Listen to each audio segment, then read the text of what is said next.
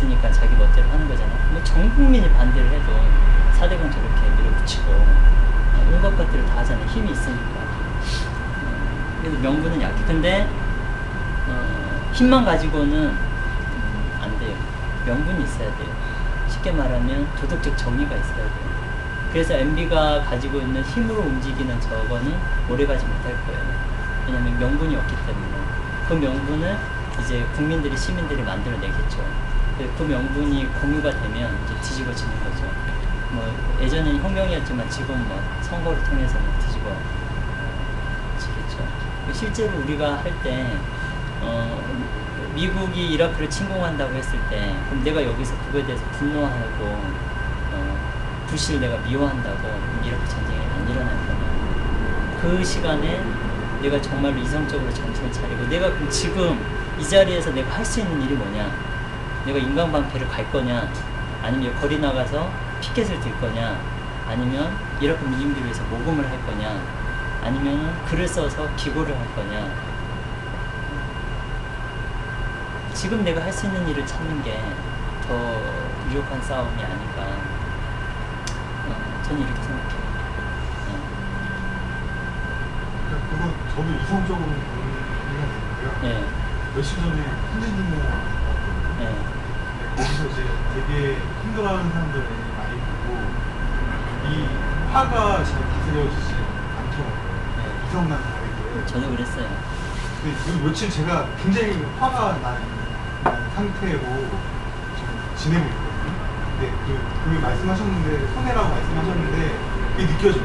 네. 이게 일상에서 뒤틀려지더라고요. 네. 내가 이렇게 화를 내고.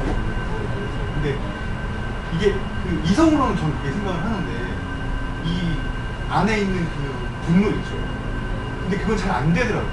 뭔가 내가 그걸 좀 제어를 하고 싶은데도 그게 잘 안 되고, 또 다른 얘기지만 예전에 그 80년대에 복제를 했던 사람들이 아주 멀쩡하게 잘 살고 있잖아요. 잘 통장에 20 얼마 이렇게 30만 원 가까이 있다고 하지만 되게 호의호식하게 잘 살고 있고, 그리고 그걸 이제 뭔가 정의를 바로 세울 수 있는 정부 자체에서 신반의 제재를 붙였잖아요.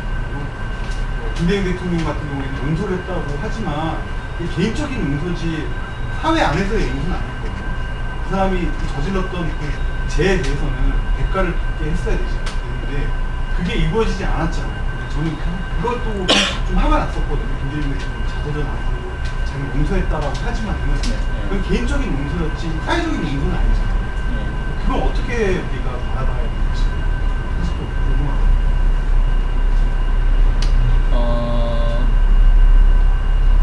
이건 좀 논쟁적일 수도 있지만요. 그러니까 사안으로 보면 저는 가령 박정희 대통령을 어떻게 평가할 거냐. 저는 이게 공과 과가 있다고 생각해요. 그리고 노태우 대통령을 어떻게 생각할 거냐, 전두환을 어떻게 평가할 거냐. 저는 다 공과 과가 있다고 생각하거든요. 어떤 사람의 행위나 어떤 사회적인 영향을 봤을 때 그게 어떤 한 측면만을 가지는 건 저는 아니라는 생각이 들어요. 그래서 전 노무현 대통령도 공과 과가 있다고 생각이 들어요. 저는 개인적으로 생각할 때. 가령 전 노무현 대통령이 가졌던 그 신념은 저는 너무 존중해요. 그리고 저도 동의하고. 근데 전 개인적으로 평가하기에 노무현 대통령은 능력은 부족했던 분이에요. 저는 그냥 제가 생각합니다. 그래서 노무현 대통령이 나중에 이런 말을 했어요. 야, 이게 만만치 않은 일이다. 현실의 기득권이라고 하는 건 본인이 가지려고 했던 이런 개혁적인 입장을 했을 때 만만한 게 아니구나 이렇게 말해요. 저는 대통령이라면 저는 그런 말 하면 저는 안 된다고 생각해요. 대통령이라면. 그 말은 뭐냐면 몰랐다는 거잖아요. 기득권 세력이 이렇게 강구할지 몰랐다는 거잖아요. 그래서 그 4대 개혁입법 다 실패했잖아요. 뭐 미디어법 이것도 안 됐죠. 뭐 저기 사학재단 이거 저기 사학법 이것도 안 됐죠. 다 안 됐잖아요. 이렇게 기득권층이 광고할 줄 몰랐다는 거예요.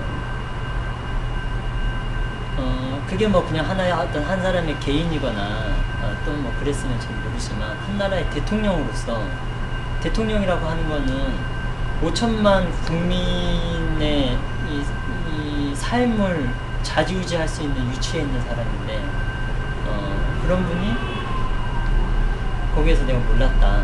준비가 안 됐었다. 저는 준비가 안 되면 안 나왔어야 된다고 생각해요. 네가 가지고 있는 신념을 더 잘 구현하기 위해서 전 더 많은 준비를 하고 나와야 된다고 생각해요. 그래서 전 요새 그 조국 교수님이 진보 집권 플랜을 이야기를 하는데 저는 지금 중요한 건 집권 플랜이 중요한 게 아니라 집권 플랜 중요하죠.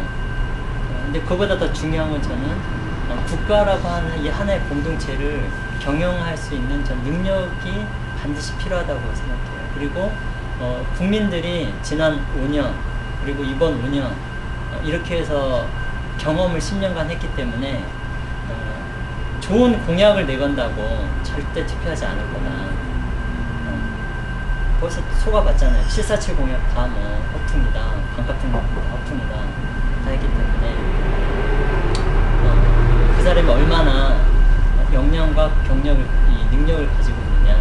이게 저는 많은 평가가 되거든요. 이해가 좀 새긴 한데 그래서 그런 저도 보면 한진유니옥 같은 거 보면 사회적 분모가 있어요.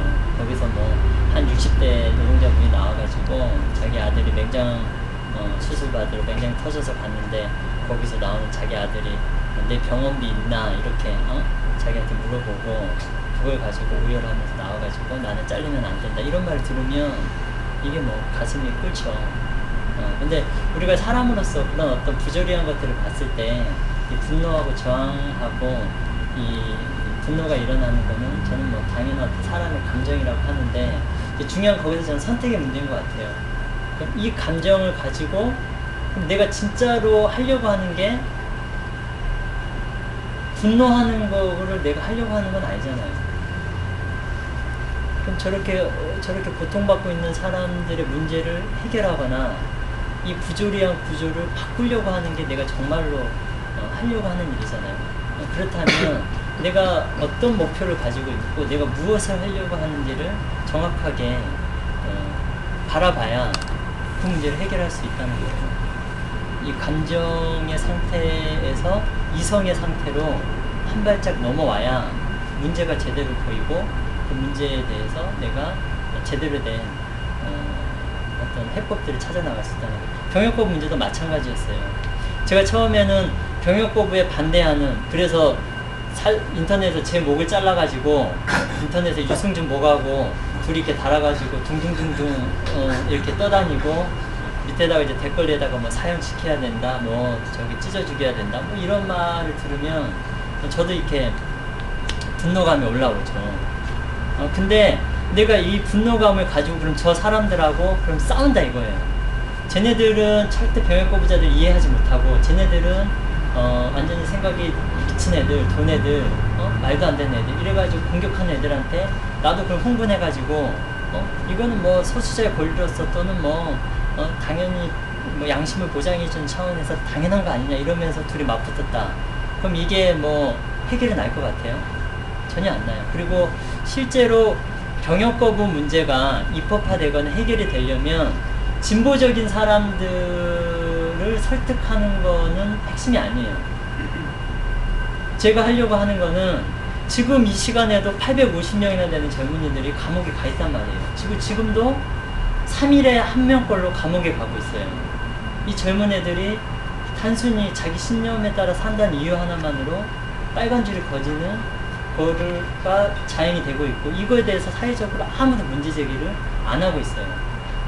그럼 이 문제를 해결하려면 결국에는 어떤 사람들의 생각이 바뀌어야 이 문제가 되느냐. 시민사회의 진보적인 사람들 절대 아니에요. 쉽게 말하면 우리 사회에 보수적인 사람들이 기성세대의 생각이 바뀌어야 이 사람들이 쟤네들 뭐 적어도 나랑 생각은 좀 다르지만 그래도 감옥에 보내는 건 좀 우리가 심한 거 아니냐. 그래서 대체복무제도는 좀 해줘야겠다. 이 정도의 목표를 달성하려면 진보의 힘이 커져가지고 이거를 뒤엎는 방식이 아니라, 진보는 기본적으로 다 우리는 진보적인 사람들을 중요해주잖아요.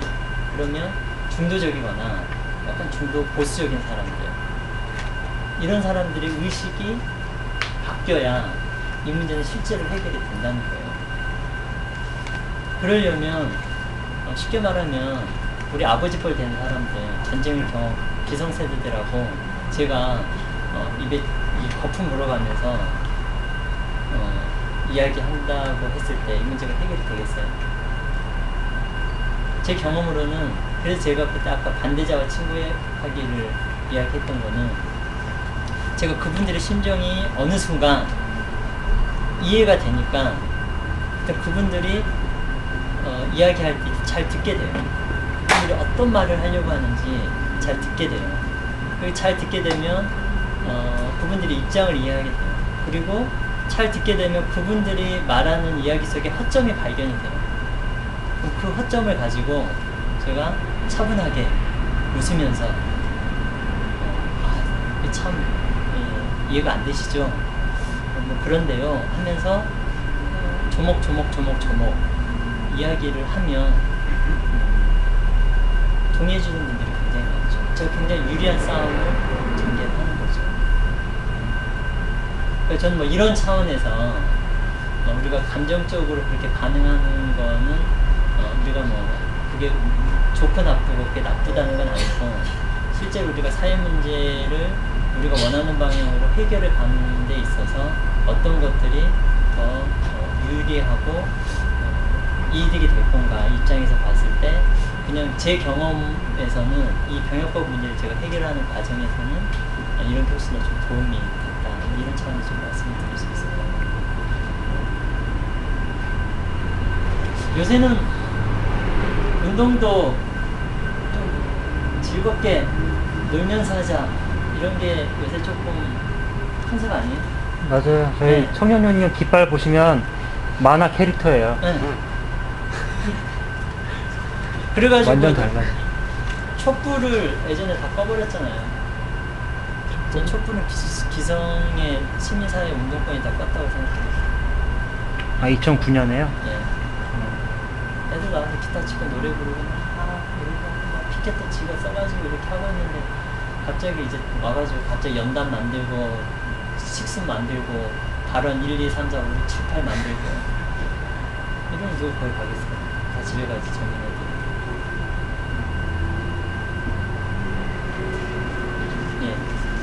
병역법 얘기 다시 좀 여쭤보고 싶은데, 예.